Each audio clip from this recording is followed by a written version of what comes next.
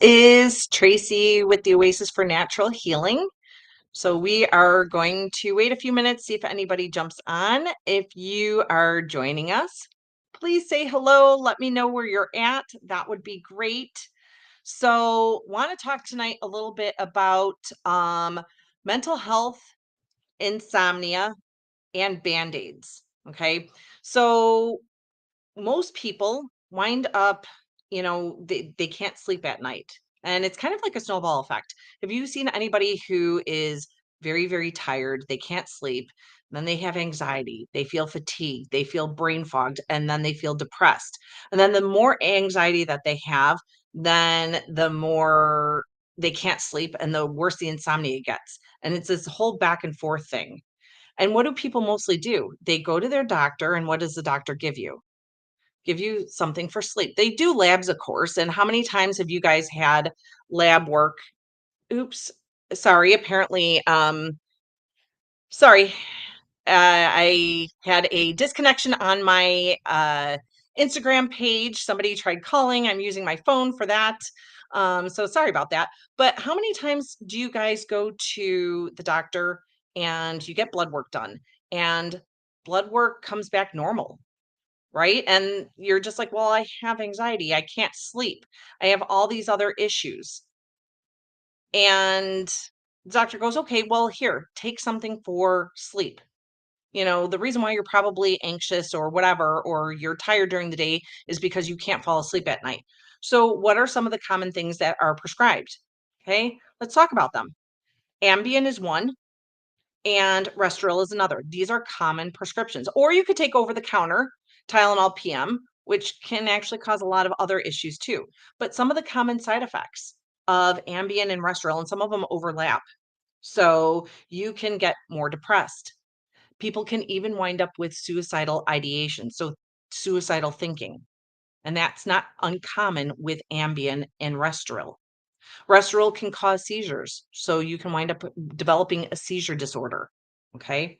Some of them can cause actual, tachycardia, so a fast heart rate and heart palpitations, which can be dangerous.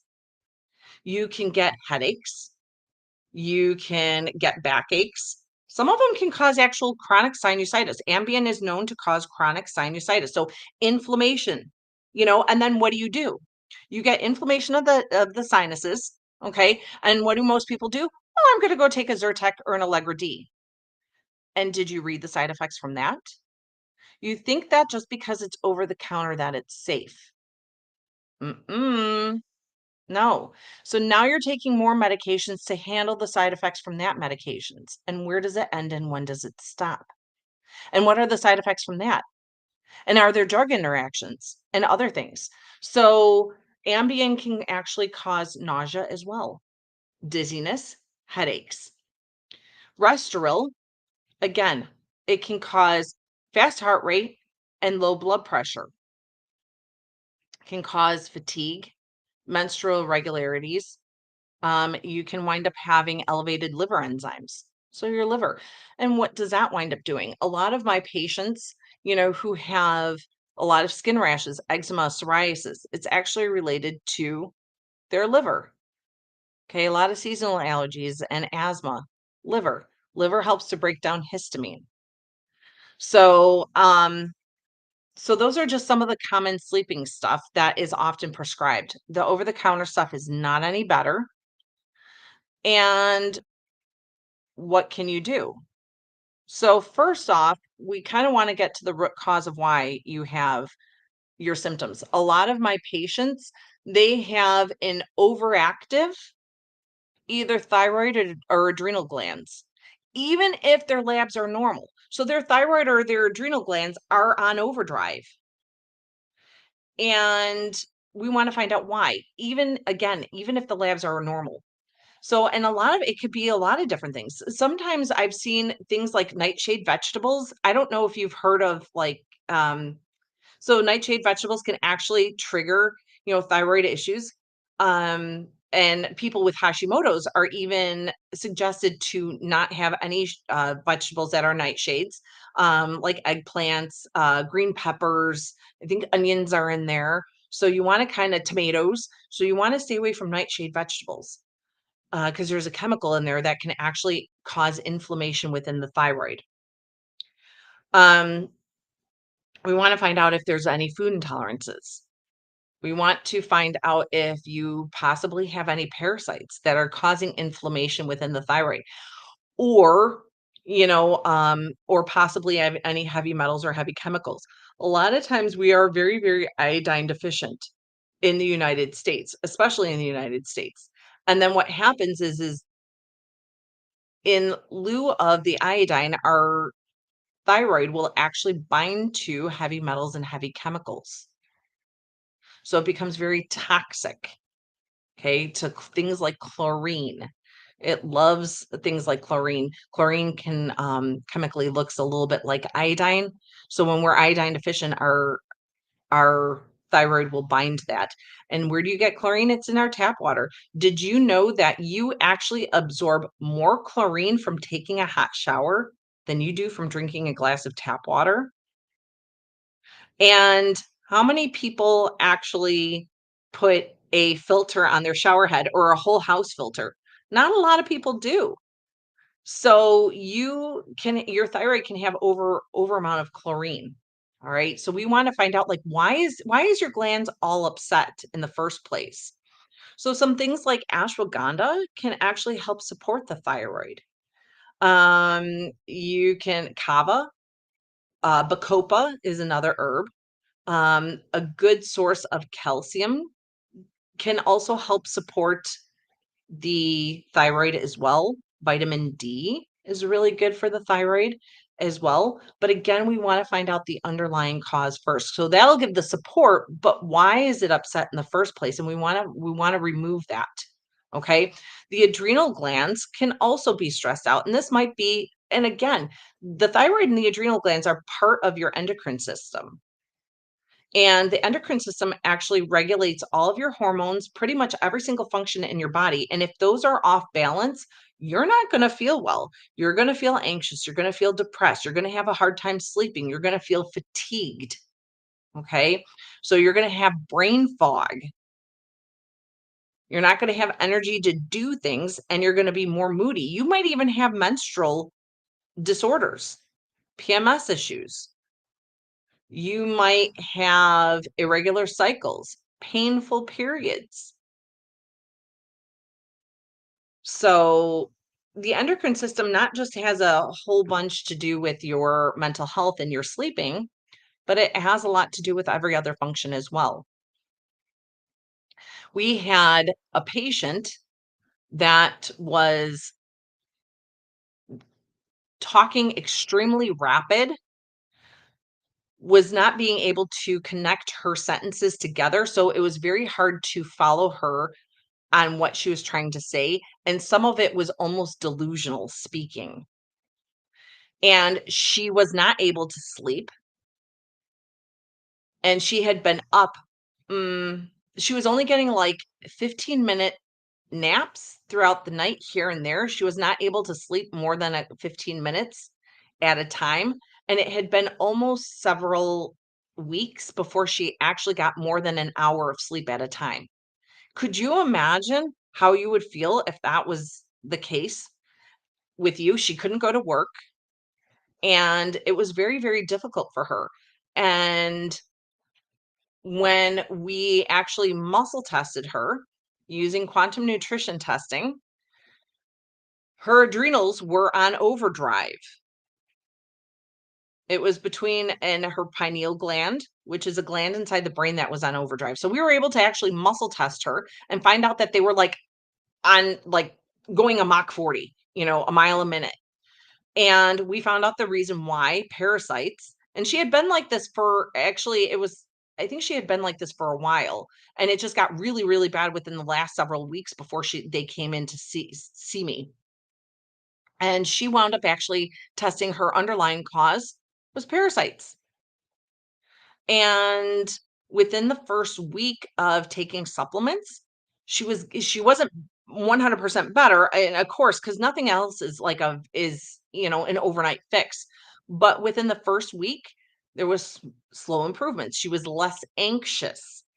Okay. So she was able to sleep a little bit more. Within about 3 weeks, she was back to baseline, which is pretty incredible because they wanted to hospitalize her. They wanted to put her on psych meds. The doctors did, and they wanted to do an inpatient with her. And she didn't want to go on medication.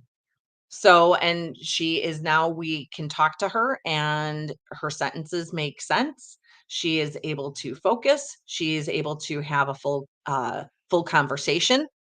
And so that's pretty darn amazing. I have another patient who, again, we want to get to the underlying cause of why you have and this is a young girl. She had gotten fully jabbed, and her grandmother had noticed that she was mentally, like, off. She was more angry, more disruptive. She wasn't able to sit still. She wasn't able to focus. So, I don't she wasn't really sleeping that well either, I don't believe. Um, and we've been working on removing certain things that were put into her body, and that took a while, but now she's able to focus in school. She just got her her I guess her teachers even said that this was her best school year thus far. And that's pretty amazing because I guess she's always struggled in school from my understanding. So she just had the best school year so far. And everybody is noticing a big difference in her demeanor. She's quieting down.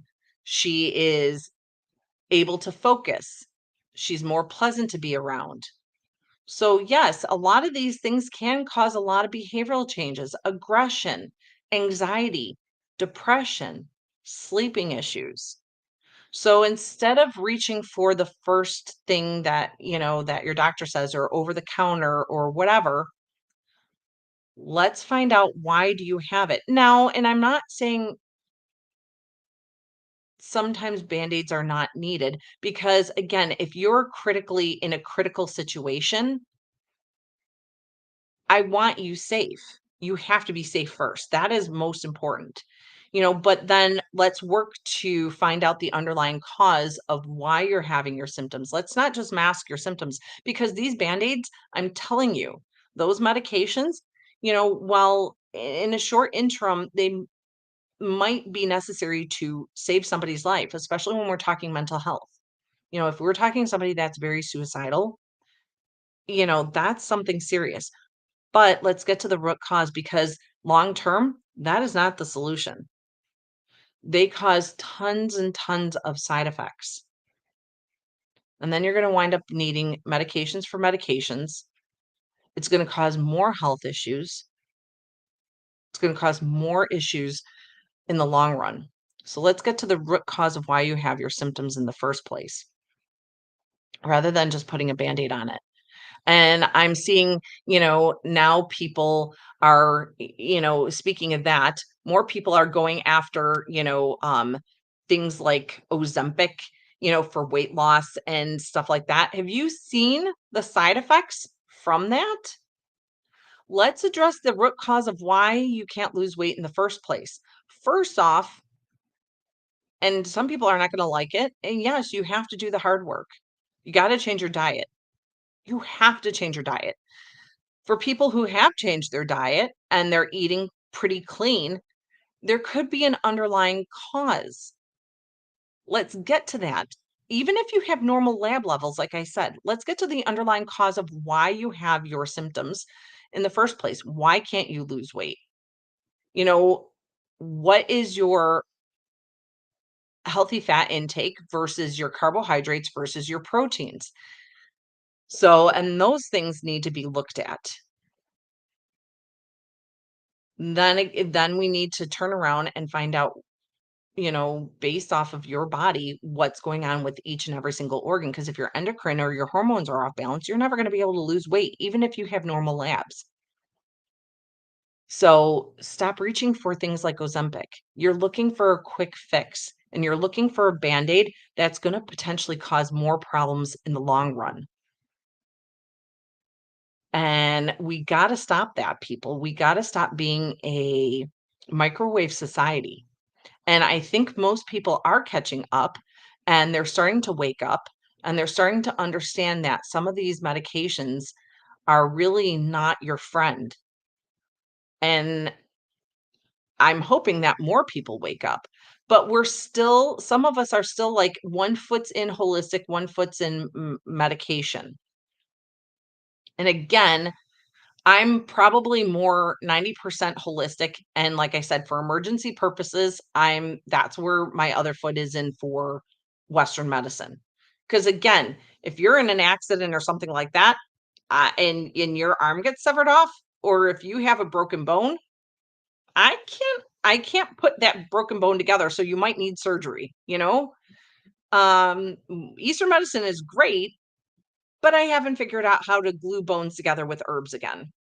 Just haven't quite figured that. Now, can herbs help with the healing process and help it heal faster? Yes, but I still can't glue bones together. So, you know, there might be, a time and a need for Western medicine.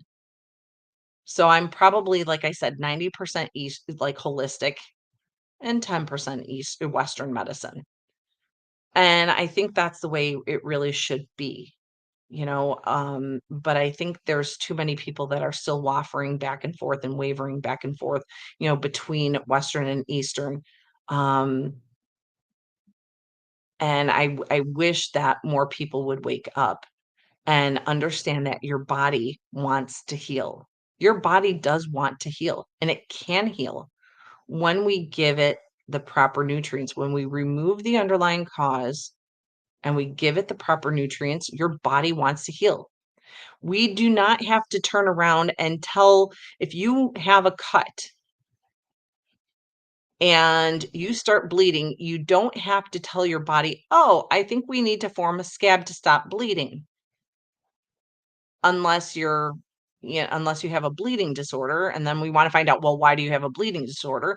But most people's bodies work where they form a scab on their own. You don't have to specifically say, "Okay, red blood cells, I think we're gonna form platelets, and we're going to send platelets to the open cut."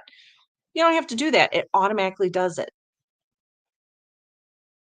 So, and same thing goes with everything else. Let's remove the gunk that's preventing it from doing its job.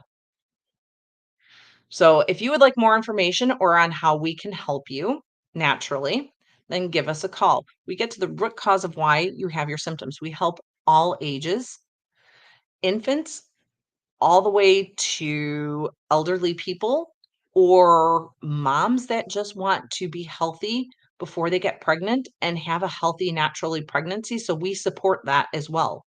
So if you would like more information on how we can do that, we have virtual and in-person appointments. Give us a call, 708-554-6730. Have a good night, guys.